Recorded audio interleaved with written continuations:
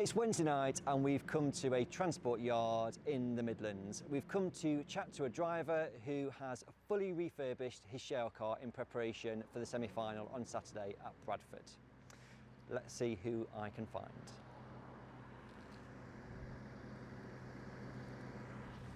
Good evening, George Elwell. Thank you so much for inviting us over tonight. We're 2 days away from Bradford and you've said, can you come? I want to reveal my refurbished Shale car, which is why we're here. It's a very nice part of the world.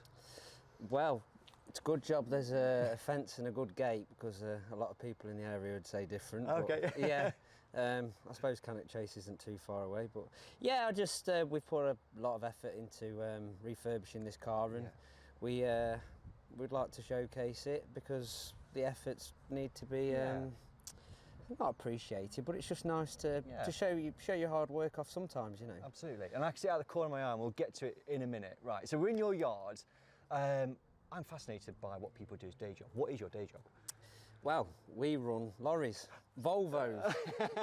No, we run trucks, predominantly moving cement and other products around the country, and we run a few tippers, and we've been in the job, it seems, forever. I mean, my dad and my grandfather are both doing what I'm doing now, following in their footsteps, and seems to be that I follow with the stock cars as well. So yeah, predominantly in the day it's running trucks. So, yeah. And family business, like you say, and yeah, well, my dad's the boss.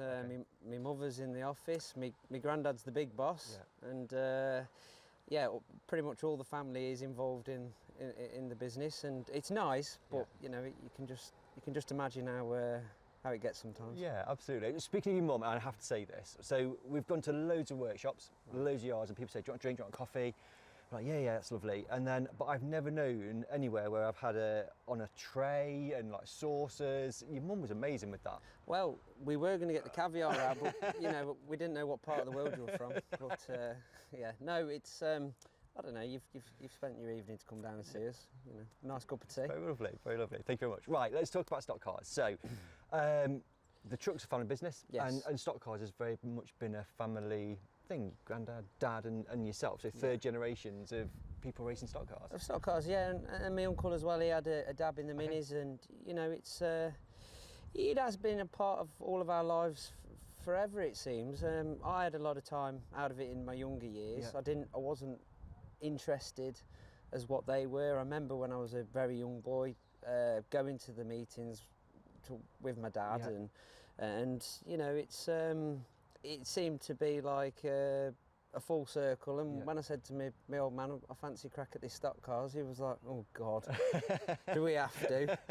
And then he said, well, go and have an apprenticeship with a team, which I thought was a very good idea. So I went off to Danny Wayman and went and helped him for a couple of seasons. You know, got myself involved, going to the meetings, fixing the car, seeing the side of it, especially with like a top flight driver as he was back in the day. Sorry, Danny. Has he sort of regressed?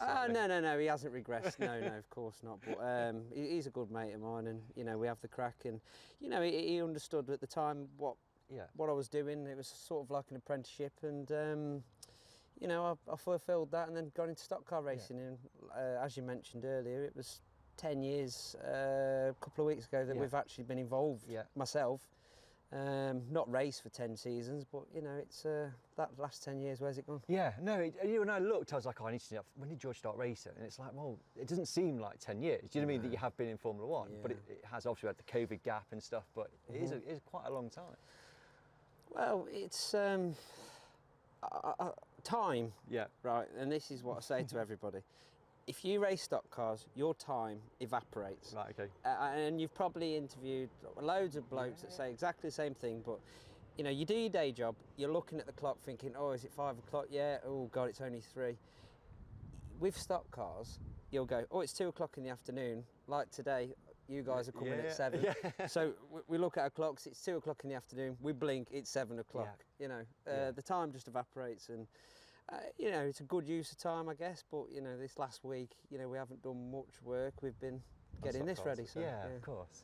You know, you mentioned about kind of, I want to get into stock cars and going off with Danny for a couple of seasons, which sounds really sensible, absolutely.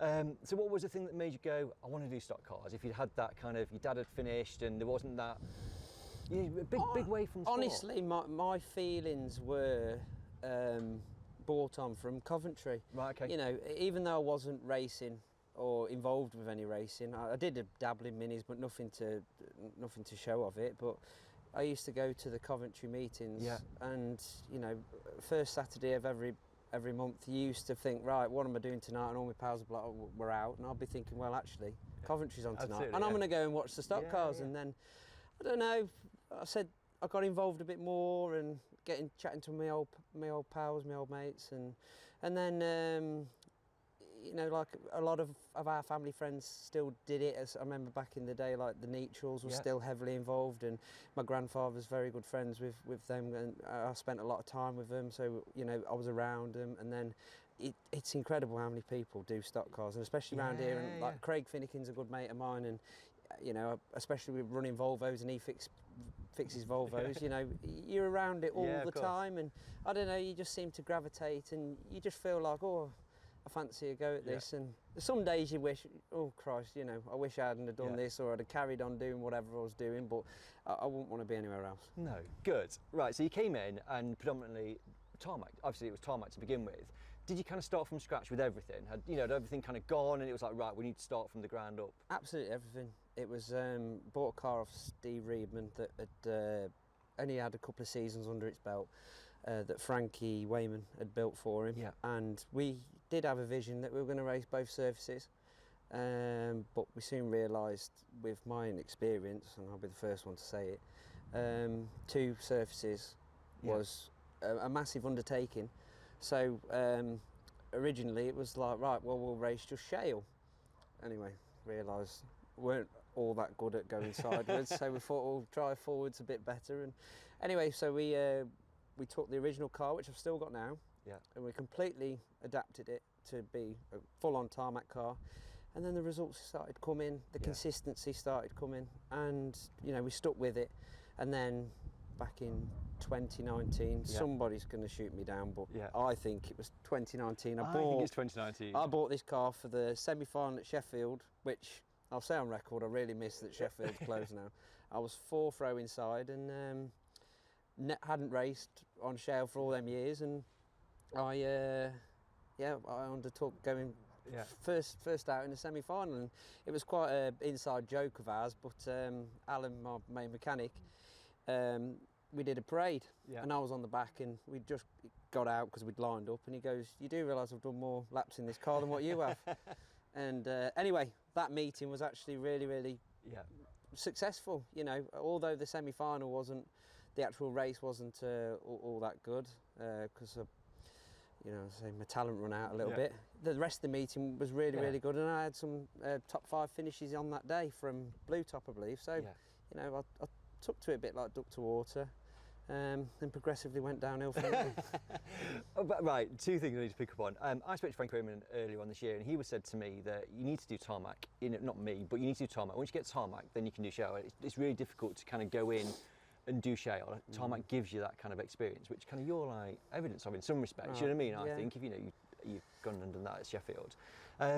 So the tarmac and the Sheffield and the shale piece, was that then like, right, I can do both now? In 2019, was that like, right, I'm on it, I'm doing both? I think a lot of it was the fact that my father came on board a lot heavier than what he was at the start. I don't know if he thought it was a bit of a phase, or you know, he let me get on with it, and he didn't really stop me. And myself and Alan and a few others really tried our best with what we had, and then it was like, look, I'm not wasting my time anymore. We get involved properly with this. You can't be halving. We get involved properly, or we finish. And he said, righto, so we'll buy a Shale Car then. Anyway, so Murray Jones, I don't even think he advertised it. I just phoned him up. It was before a British Championship at, I think it was Hensford again, 2019. It was the Friday before racing the Saturday. Or it was the Sunday, I can't remember. And we just jumped in the truck and went down and took it from there. And then we were we were like laughing in the pub, and we were like looking outside because it was still on the trailer, and we're thinking, Look what we've put. oh God, we are in up to our eyeballs now. But yeah, it's been fun. So in terms of the cars, was it Andy Smith that built it? Am I right in saying it was built by Andy Smith? I'll chuck this on because my hand's getting cold. Yeah, no, absolutely. Andy Smith bought it, built it with Cecil. I think it was Mark or Mike Calzoni. Yeah. It was built for him. I don't think he raced it. Yeah. And then Paul Poulter took the car on, expecting good things, I'm told. Didn't quite do as well as he'd hoped. And then Murray Jones took it on. Yeah. And Murray, you know, I thought he was a very good driver, and especially in my preliminary years of stock car racing, I was respected him as quite a hard driver, and yeah, we took it from there. Yeah. So so we've got the Shale car and we've got the tarmac car, but it's still been predominantly tarmac. Yeah. In kind of recent years, certainly. Has that been a conscious decision, or has it been? I think, like you say, the COVID thing. Yeah. We just found our feet in 2019. We were making good results every week, both on tarmac and shale. Not doing as many meetings as the rest of them, like, but you know, because work dictates that. But we, you know, we tried our best to, you know, do as much as we could. Absolutely. And then COVID came, and we just made a decision that, you know, the whole country's on lockdown. We can't take the piss and crack on and do what we want to do, even though we're very fortunate where we are, like you've mentioned. And you know, it all took a bit of a back burner, and then say last year, I don't want to dwell on it, but I got hurt, and then that's another year gone, and then the winter comes and you think, well, I've got to get in the garage and do this car, and you know, you get a phone call, you know, I've got the tea on and the fire's on at home, and you just think to yourself, you know, but we have pulled it out this week and really put our heads to the ground and got this car done, because it needed doing. It did, absolutely. So we're going to see the car very shortly. When did you start work on it? Which bit? When did you go, right, we're gonna really revamp the entire, because it's completely, you know, yes, it's similar, but it's very different from what I remember. Yeah, I would say, you know, as you know, if to the untrained eye, you'd think it's a brand new car. Yeah, absolutely. I guess the end of last season, we set to and we just stripped it completely. There was absolutely nothing left of the car. We completely took all the nerf rails off, we stripped it, brake pipes, everything was off. It was completely bare. All the bent bits were cut off and redone. So I think the end of last year, we had a real good push on it, and then during the winter we did bits, but obviously with the tarmac car we were lacking in areas, so the attention, because I've always been preferential to tarmac, was getting that right first. And like the past couple of weeks, especially like prior to the double header at Skeggy, after our first meeting out at Skegness, where we didn't perform very well at all, we thought, right, we need to make a big change to this tarmac car.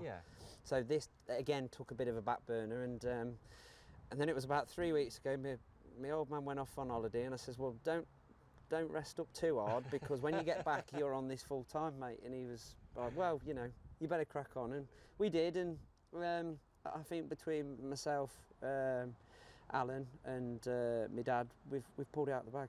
I think so. Right, I think it's time to see the car. I think so too. George, like you said, a huge amount of work got into the car, and to the untrained eye would look absolutely brand new. It looks stunning. I think it's time to see your refurbished Shale car. I think it's time as well. So, talk me through it. Talk me through what you've done to it. Well, everything that you can see, yes, we've upgraded, we've made stronger, we've made, you know, let's hope faster, more reliable. Yep. It's just absolutely been completely rebuilt. Obviously, there's been a bit of rules that have been brought in, that, you know, some safety changes have had to be made, and you know that there's been a hell of amount of hours gone into this car, and everything has been upgraded, updated, so to speak. But there's just hours and hours and hours. So did you start with like a blueprint in your mind of what you wanted to turn out, or was it kind of evolved as you've gone along? Well, I mean, I suppose it isn't very hard to see, but I sent it to Tom's to have some back suspension work done on it, because he's a lot faster than me, and he's done that bit at the back, and then I've took over parts, but like the engine has been out, completely refreshed, again made more reliable.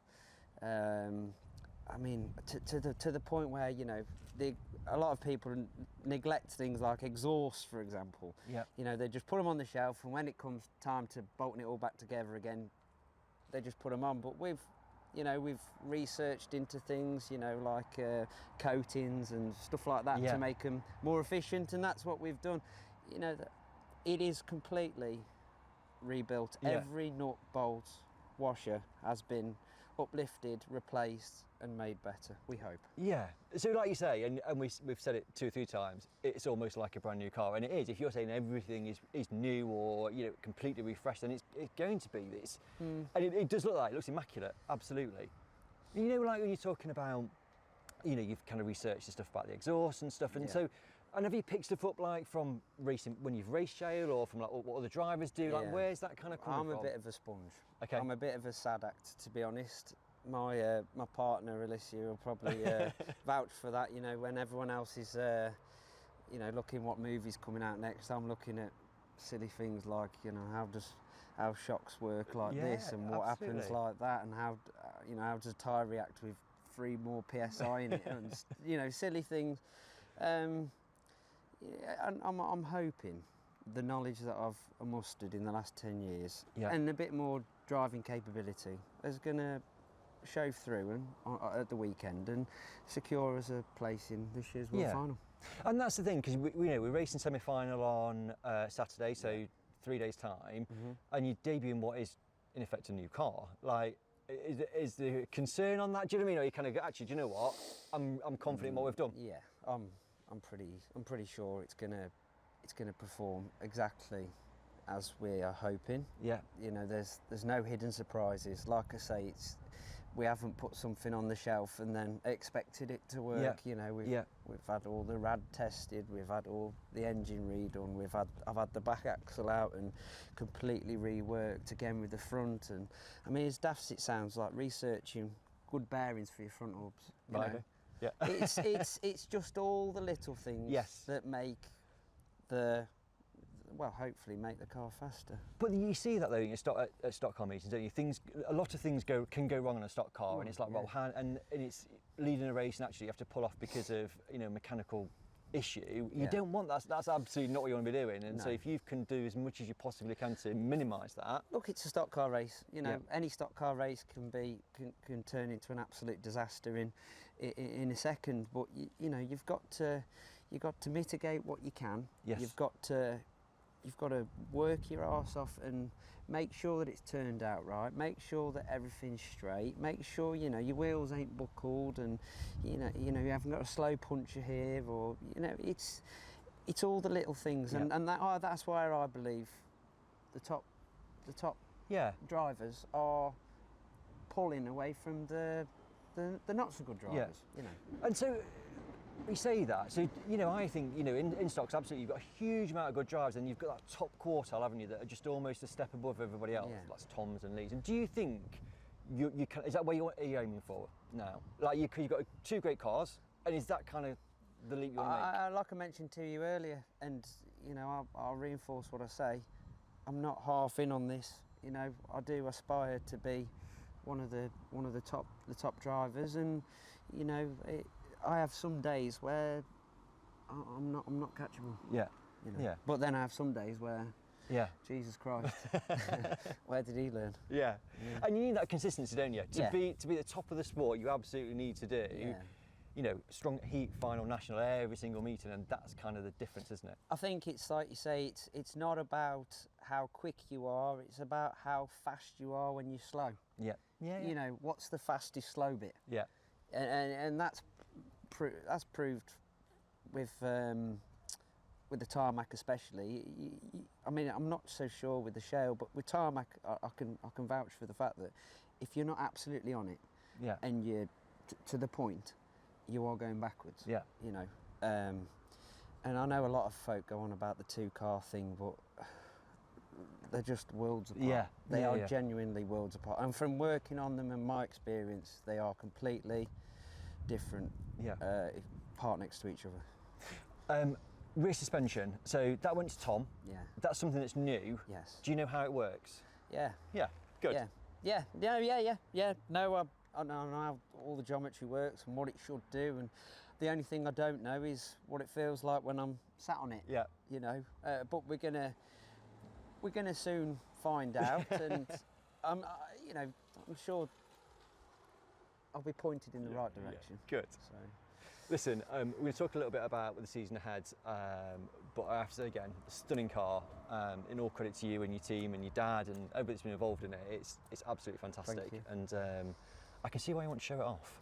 It's just leave it here. It's very just leave shiny. it here. Well, the problem is if I don't move it, one of my drivers will take great pleasure in scrawping it, or not talking about the 20 other drivers on Saturday who want to see it hurt or damaged. Absolutely.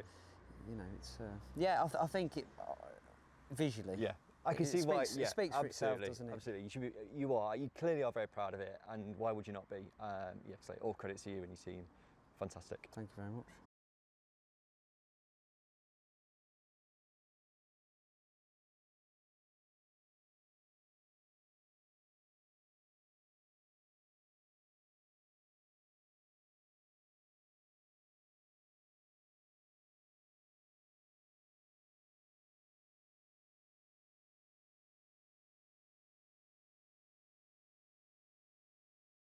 Right, so semi-final Saturday, 6th row outside Bradford. Yeah. Do you like Bradford? I do. Okay. It's an elbows out track. You've got to really press it, and most of the time it rewards people who are willing to push the limits. I know some people complain about a few bumps or whatever, but it's the same for everybody. And you've just got to drive the car to the capabilities of the track, and that's what makes Shale racing, in my opinion, so interesting. I think you look at the two semi-finals. Buxton looks the safer one, especially it's the wider track now. Bradford's potentially got the one to cause a bit of upset. Do you know what I mean? Because it's narrow and, like you say, it's a stock car track, isn't it? What kind of you hoping for on Saturday? What am I hoping for? Yeah. The front 5 rows just disappear into the fence, and I just slot up the inside and drive a nice conservative race, and nobody scratches it. Yes. And then I'll get myself in the World Final for is it September? It is September. Yeah. It's always September, George. September. So, but in all seriousness, is it top 3, top 5, just top 10, just to be in the World Final? I think my expectation, and I'm being realistic now, with being out the seat for quite a while, if I qualify, I think I'd have had a really good race. It's a stock car race and it's a semi-final. Who can predict a stock car race? All I can do is my best. Yeah. And, we've put our preparations in early, and, we're hoping that we're going to have done enough.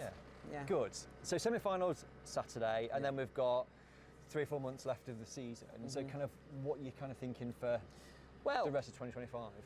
I think because I've come back Shale racing halfway through the season, I think I'm going to use the rest of the year now to gain some more experience. Yeah. Again, like you mentioned, there's some new features on the car which I've got to establish myself with, and see how it reacts, and how it reacts to the different tracks. Because no track's the same. No, of course not. And then with tarmac, with tarmac, my vision for tarmac's to be definitely up there every meeting now. There's no reason why I shouldn't be. Are you happy with the change you made to the car? You said at the beginning, like the first Ignis was rubbish. Yes. Got better, obviously. Certainly. Oh yeah. Oh God, it's like night and day. So what have you done? Put this go faster stuff on it. Do you sell that? Because lots of people would like that if you do. Well, actually, I do. But you can DM me on Facebook if you want. No, there's no secret sauce. There's no. People think there's an algorithm to setting up the perfect stock car. There isn't. You've just got to work with what you've got. Yeah. And it's not all monkey see, monkey do, and that's all I can really say about it, to be honest. Okay, that's fine. So rest of the season, Shale is very much kind of find your feet. We have got kind of shootout, which you're not in that top 15 at the minute, but we've got a wild card piece. You know, if that kind of came up, would you want think, absolutely, but you know, from what I gained the last time, last year, sorry, was it 2023? Yeah, there was only like 2 or 3 reds. Yeah. So I could like get my head down and learn a bit more. Yeah, of course. Whereas, you know, in the normal environment, you've got 3 or 4 rows of reds who are all very, very good drivers, and they're all ready to go from the off. You know, you've got to take your chances where you can, and you've got to learn where you can. Yeah. If you're not learning and you're just turning up and you're not thinking about how I can make this faster, or you're never going to be any good. Okay. You know, I mean, look, it's all a bit of fun. Yeah. But I'm not in it to have fun.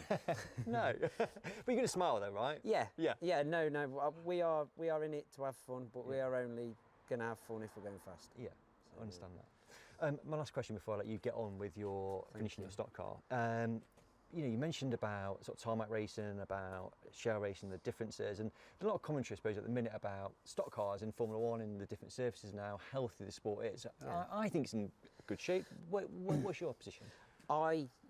I'm not blowing up all your guys' arses or anything, but you know, the social media part, that is a massive outlet to broadcast, you know, the sport that we all enjoy and love doing every weekend. And you know, if you can broadcast something like half the reason why, you know, we've invited you down tonight is to take some pictures of this, and all that looks shiny. I might just go to a stock car meeting, and you know, like I've mentioned, like with the Coventry thing, you know, if somebody sees this, and I might just go up to a stock car meeting and see what it's all about, and then they fancy a go. And I know the likes of Frankie and Matt and a few others are doing have a go days, you know, which I think's fantastic.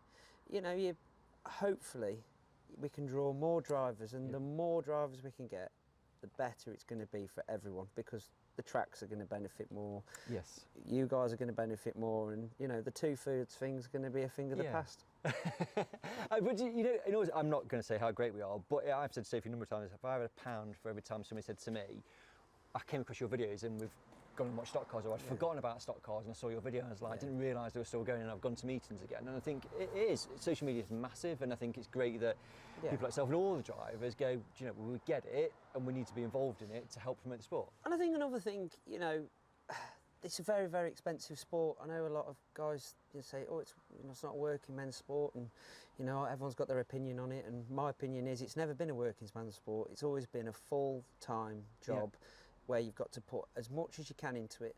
And you know, people talk about sponsors and all the rest of it, you know, like, I mean, the guys that back me, they might see this video and see that their logo's on the car, and then they might feel a bit more inspired. And I know at the weekend a couple of our customers who back me are coming to Bradford, and you know, that they're overwhelmed with excitement, and you know, we carry on with the progression, and you know, it's another avenue, and not only, you know, just the racing, but for the business as well. You know, I'm all up for promoting my own business, and if I can make somebody that wants to chuck a few quid at our job feel a little bit better about themselves and part with their money, you know, it's got to be good for everybody. Absolutely.